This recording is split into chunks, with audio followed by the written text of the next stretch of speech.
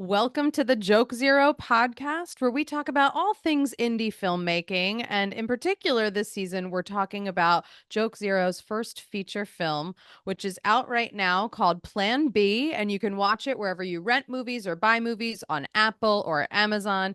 And we're talking to everybody who's involved, the crew to the actors. And today we have a very successful actor with us. We've got Daniel K. Isaac on the pod. What's up? How are you? Hi, hi. Thank you for having me. Thanks for coming. How are you today? I'm all right. It's pretty gloomy outside, but I'm trying to hold on to the last bits of summer before we enter my favorite season, but I'll miss the shorts and the tank tops. Fall in New York, though, trumps every other season in any other place. Yes, because we actually appreciate it after all the humidity and heat. Yeah, of course. Well, you're a very busy actor right now. I feel like your series, you were on Billions for the entire time, right? Your series regular on Billions. 7 seasons. It's wild to think about. That's pretty incredible. Thanks. A whole life chapter. I want to hear all about it, but I first want to start with how did you get into the industry? Where did you grow up? Did you want to be an actor growing up? When I was in elementary school, my mom, who's a single mom and I'm an only child, she had heard this story about a pastor who got stage fright when he was speaking to a congregation that was larger than he was used to. And she knew her limits as a parent, and so she thought she would introduce me to theater as a way for me to not have stage fright, because that's something that she knew she couldn't teach me herself. So the church I attended growing up had a theater troupe that did original productions for Christmas and Easter. And I joined, I think, in fifth grade, and she never imagined that I would, catch the acting bug and stick with it all these years, decades now. Decades ago. I know. If you're watching this, I mean, look at Daniel. We're so lucky you're here today. You're so old. That's amazing. I love that, your mom had a very specific reason that she introduced it to you. And then she was probably like 10 years later, like, wait, you still want to do it? Are you sure? She was like, to be a doctor or a lawyer or maybe even a pastor, and instead, just a thespian. Singing in your bedroom has turned into something you think you want to do in your life? You think you can make money doing this? Oh, sure. Right. Great. But you do.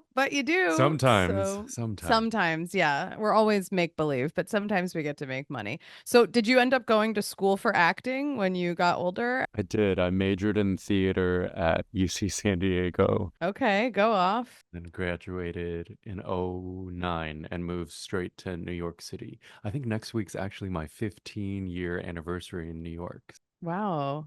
Congrats. Thanks. I never say my age on air, but we have a very similar track on when we came to New York Oh, great. City. Uh-huh. Good, good, good. Someone I else love can it. reverse engineer the math there. And when you moved here, were you auditioning for shows like theater and, or film TV, or did you just anything that came your way? I printed out two sets of resumes when I came to New York. One was survival job stuff, like I'd worked in the cafeteria or the costume shop and all of my random skills there. And then I had my actor resume, and I would go to Actors Equity open calls, and I would go to what looked like busy restaurants and bars and just ask them if they were hiring. And I got a job at a now closed restaurant called Republic in Union Square. Oh my God, I knew Republic. Yes, I miss it. And the portion sizes and the prices, it was real yum. This is a very Kismet episode because I worked on 17th Street at a restaurant that is now closed called BLT Fish, and it Mm. was in Union Square. And Uh-huh. Republic, you always know when you work in a restaurant what's open later than your kitchen, like Yeah, because because you're you hungry you're after, starving. Yeah, for there was that sure. bar Lily's; they were always Uh-huh. open, and then Uh-huh. Republic was also one of my go-tos. I'd like stop in, grab a pad thai, and go home, and it was Yep. like always reliable, always good. That's so Yeah. funny. And then you got out of restaurants. You started working. Took me 7 years or so, but eventually I think Billions on Showtime is the biggest thing that allowed me to quit waiting tables for good. But I was skeptical because I'd been killed off TV shows or written off or whatnot, or pilots had been picked up. So after the first season, I went back to waiting tables, and the show was still airing. And at this point, I was at a restaurant called Hillstone, called Houston's around the country, a Oh, steakhouse. yeah. And you work as a team, even though you only get tips from your three tables. And if you're not picking up slack, then other people don't want to help you either. And I was bartending there too. And the building we were in, the Citicorp building, had these finance firms in there. And so they started recognizing me from Billions and wanting to talk about Damian Lewis and Paul Giamatti and all the things that were happening on the show. And I couldn't really do the job anymore of bussing or mixing, slinging drinks and whatnot. And then season two happened, and so I went back to that. And I went to pick up shifts around the holidays just because I thought you always need more money around the holidays. You are prepared. Yeah. And again, I didn't believe that the TV thing would keep going. And the restaurant had an app for the employees, and I went to log on to the app after a bit, and it said, "You are no longer an employee here." Wait, they just cold fired you and didn't tell you? Just like quietly, just Did thought, he's you? on TV now. He doesn't need to be here. He's not coming back. And I took that as my sign from the universe, and haven't waited tables or bartended since. But I still look at cocktail recipes from time to time to think, all right, you might have to go back to this any day. So don't forget how to make a margarita or a boulevardier or whatever. So I love that. I also love that because, I worked in restaurants and I remember like whenever you do something, if you're on TV and they recognize you for something, the first question out of anybody else's mouth is, Why are you here? You're on television, right?" And they like right. really just jam it in there for us. Super And humbling. yeah, Yeah. of You're course. on a show called Billions. Don't you make billions? And as actors, we know that tomorrow the job could be gone. You never know. And it's such a like, I don't know, a high and a low when you're like, I got a job. And then you're like, how long will it last? Even like a 1 day job, I'm like, oh my God, like I've been cut on set before. I don't know if that's ever happened to you. And you're like, literally, Wow. cameras are about to roll and they were like, never mind. And you're like, oh, Oh no. I'm so sorry. That's like that story, that Band of Brothers guy who was like, he has dead eyes. oh, yes, my friend Connor. Yeah. Yes, and then he made a whole podcast and he's got a great career since, but that stuff sticks with you. Sticks with you. It really does. A friend of mine said something like the job is the vacation, and everything else is the job, the pursuit of the job or the in between. That's so true. Yeah. The stress around it. But then you just said being on set is also not guaranteed. So, new anxiety level unlocked. Great. No, I do remember though it was like a pilot. It was the first episode. The pilot had already been picked up, but it was the first episode, and I just remember you could tell that when the director and the writer were not agreeing on how this scene was going to end, and then they were like, "Well, we could just like not do this part." Or like we'll come back and the director came over and I was in this scene with this other guy. It was his first job ever and he was sobbing and he's like, I called my mom. Like everyone knows I'm working. Oh no. I was like, we're still gonna get paid for today, okay? We're here. You're in hair and makeup. Like just tell them you did it. No one's gonna see the show. It'll be fine. Yeah. I see how people get superstitious and don't say anything about the jobs they're on, or I don't know. I have good amnesia. I just try to forget. Don't you hate though when people post online though and they'll be like, fingers crossed for me, guys. This is a big one. I think that's second favorite to people posting their outtakes from their self tapes. Yes. I mean, to each their own social media journey. I will just be scrolling past it as soon as possible. Oh God, that's so true. One day someone will make like a 10-hour movie of all of the self-tapes, I think, of every actor out there. Well, I wanted to also ask you, I mean, has Billions been a dream? Like you were literally waiting tables while working on it, working with these incredible actors who've had careers for years before you were even born. So how has that been just like jumping into a project like that? I feel real fortunate that I got to start ostensibly the career in which I no longer had to have a survival career with a bunch of grown ass adults who have no ego, who either are married or have kids or homes, or just adults who really showed me what it would be like to make a career of this. And that was just one aspect of their lives, that was one facet of their being, and that could be a way of living that wasn't celebrity or fame driven, and how to raise a family in the midst of that, or how to buy property, or how to just live and be in what can be such a roller coaster of an industry with a lot of, weird baggage and setbacks, like what Chapel Roan's venting about now, and how fans think they have a right to her. And I remember one time we wrapped and we're having drinks in some bar, and this family kept coming up to ask for, well, first they were taking pictures of Damien and David Costable and whoever we were shooting with that day, without permission. And so David Costable pulled them over and said, "Hey, you can get a picture of us with our permission." And so we posed for a photo, and then they asked for more, and he said, "No, no, you've interrupted our time, and we have made space for you, and now you will leave us alone and stop taking photos without our permission." And I just thought that's so badass. And I'm such a people pleaser and could never do that to a stranger. I've never forgotten that. I'm with you. I'd be like, were your eyes closed? Let's do another. This is Right. Like, can I look fine. at it? I want to check before you post it. Someone stopped me this summer while I was out dancing at a daytime party under the influence of things. And I just thought, God, this is not where I want to take a photo with you.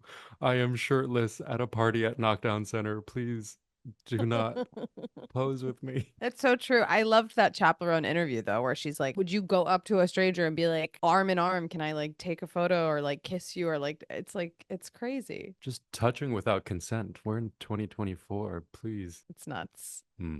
So you're also a writer.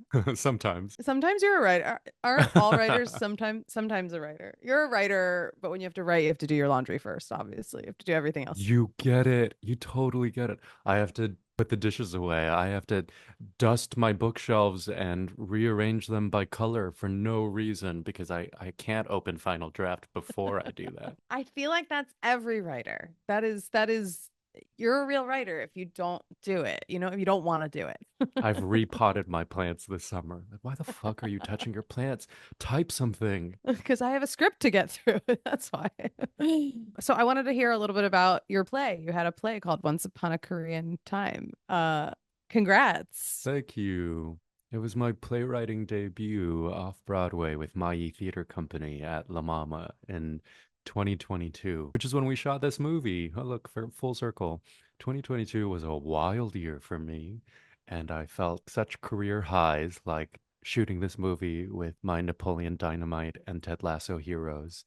And also, I had a wedding that was downgraded to a commitment ceremony that would end in a separation before the end of the year. Whoa. Should have seen that coming. And then I also had my playwriting debut with this play. Yeah, I never thought it'd see the light of day. It was super expensive and magical realism, and explored Korean fairy tales paired with moments of Korean history, especially in times of trauma, from Japanese occupation to the Korean War to it would then travel to the States with the LA riots and stuff. And so it was a sort of family lineage play with a lot of drama masked in fairy tale logic and magic that Mayi Theater Company and Ralph Pena, the director and artistic director, somehow thought it would be a smart idea to produce, and they gave me a shot, and I've never been more challenged or rewarded as a writer, and I hope I'll continue to get to make plays and TV and tell these stories. But I truly treasure that experience, and this month is like the month that I think we previewed or premiered, and so I've been seeing some. This time 2 years ago, you were doing this. Well, congrats on the play. We talk a lot about how hard it is to get a movie made and how expensive everything is. And it's pretty similar, I would say, with plays, getting people to stand by your work and say, sure, we'll put money into this. It's a miracle anything gets made. I had the good fortune of being in a writer's room for the first time this past year as a staff writer on a, oh, I don't know what I can, on a Netflix mini series. I think that's all I can say. But the point I want to make is that it is a miracle that anything ever gets made at all. From indie films to pilots to TV shows to miniseries to plays to books, I will never shit on something. Well, I would never do it publicly anyway, but will only live in the miracle of creation that is making anything from this indie film that I hope sees lot that gets seen by so many people across the world to my play to anything. It is so hard to do. There are so many people giving you notes and ideas and saying no, or maybe giving you money, or giving you money with strings attached, or people who commit, or people who flake, or people who are brilliant and amazing and you create family for life from it.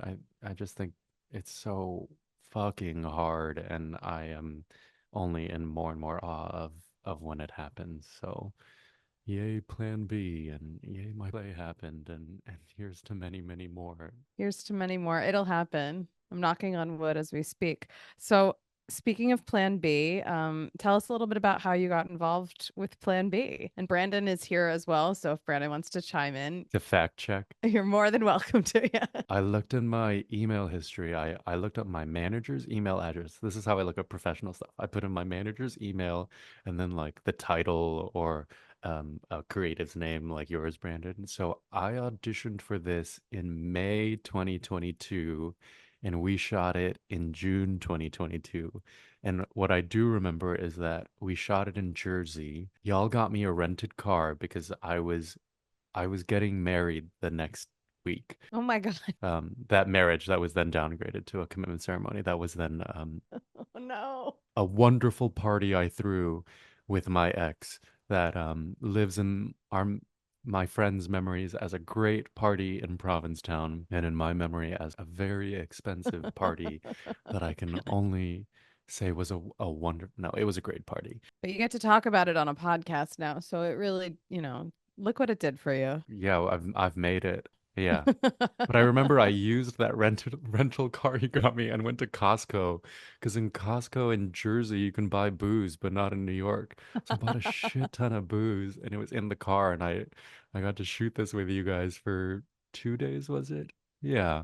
Everyone was so nice. Yeah, it was a great experience on my end too. And kind of a funny story about you mentioned you auditioned. The character Travis that you played, Uh-huh. he's in a Lamaze class with our two main characters, Piper and Evan, played by Jamie Lee and John Heater. And then he later goes to see Evan's band play. So John Heater is in a band. And originally in the Lamaze class, you actually weren't supposed to have any lines. And then once you auditioned, I really just thought you were too funny and too good to not speak in that class. So there was another character in the class who had a small speaking role, and I was like, I'm just going to scrap this character. No one had auditioned yet. We didn't cast it. And then I remember asking, I don't know how it got relayed to you because I don't think we actually met at this point, but I think I asked the producers like, does he want a bigger part? And then and then you ended up doing it, and I'll say that, the lines you have in the Lamaze class are some of the biggest laughs in the movie. Oh, wow. I even remember while we were filming, the one interaction you have with the Lamaze instructor who's played by Vernon Davis really got a huge laugh right when we called cut, and I think that was the biggest laugh we got on the entire shoot from the crew. So that's always fun because when you're filming a comedy, you call cut, and then if it's a good joke, hopefully people on the set will laugh, and that I remember specifically getting a huge laugh. Oh, yay. It's a very funny joke. I watched it the other night and it hits. It Oh, hits. good, good. And Brandon told me that this wasn't just a written joke. This was Brandon's real life. I don't know if we're allowed to say that. Spoiler. Really? Yeah, so there I'll say it because the film is out at this point. But the Lamaze instructor, played by Vernon Davis, he's really just trying to soothe the class, and he's saying to the partners, "Be the peanut butter to their jelly, the macaroni to their cheese, the Harry Potter to their Hermione." Yes. And I'll say then at that point, Daniel's character kind of interjects and they have a very funny interaction where he says their relationship is strictly platonic. And then it kind of leads to a really funny interaction. But kind of the history of writing that joke, I wrote the script originally back in really 2018, many years ago with my friend. And I remember coming up with that line. And then my friend is like, Harry and Hermione are just friends. Cause I didn't know, I don't really watch Harry Potter. So my friend's like, yeah, we can't really use that. I was like, no, we're gonna put that in the script. That's funny in itself. That's great. That's really funny. It's a funny moment in the movie. I really like it. Was it fun to watch were you actually there for the band scene when John Heater's band played? Yeah, it was my first day on set, so I was real timid about taking photos because you never know project to project. So all I have is a picture of the drum set. And I was thought, oh, did I not ask John for a photo or anything or like take a picture of myself in costume? And I totally didn't. So I just trust that there'll be nice screenshots or something. Brandon's gonna get you that photo. So Thank you. I'm gonna frame it and ask him to sign it along with some Napoleon Dynamite DVD I'm sure I could find in storage.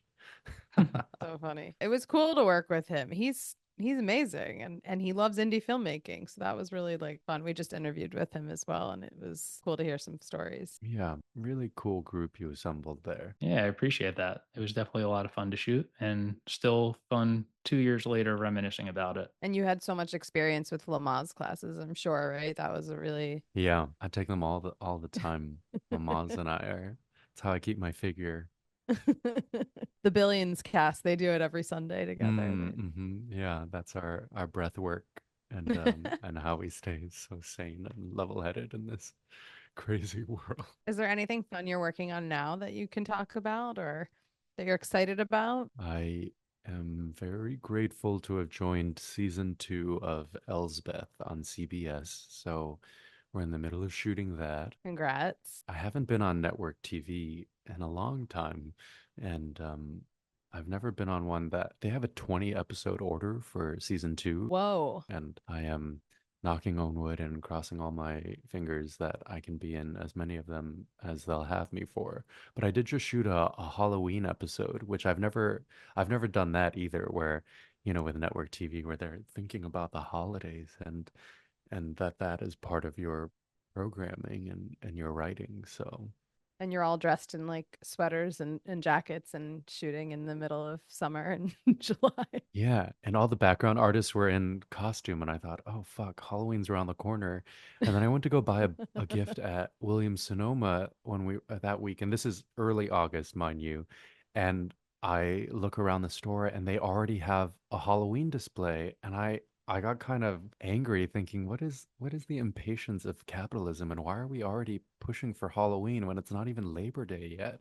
Let us have our summer before you put that pumpkin shit everywhere. When are you allowed to listen to holiday music though? That's a great question. I try not to till after Thanksgiving, but I feel like it encroaches right after Halloween. Don't you think? They're like, all right, it's October 31st, put on those carols. So funny. I love that. Well, congrats on all of your success. You're really working on some cool stuff right now. Thanks. And we're excited for Plan B, for everyone to see Plan B. Yeah, I'm so excited. Well, it was really fun to talk with you and meet you. Where can people find you online and find your work? Oh, sure. I'm on Instagram at Daniel K. Isaac, ISAAC, and I have a website, danielkisaac.com. I don't know, DM me on Instagram. That's the easiest way. Awesome. And you guys can all watch Plan B wherever you rent or buy movies on Apple or Amazon or danielkisaac.com, wherever. And that's our episode. We'll see you next time.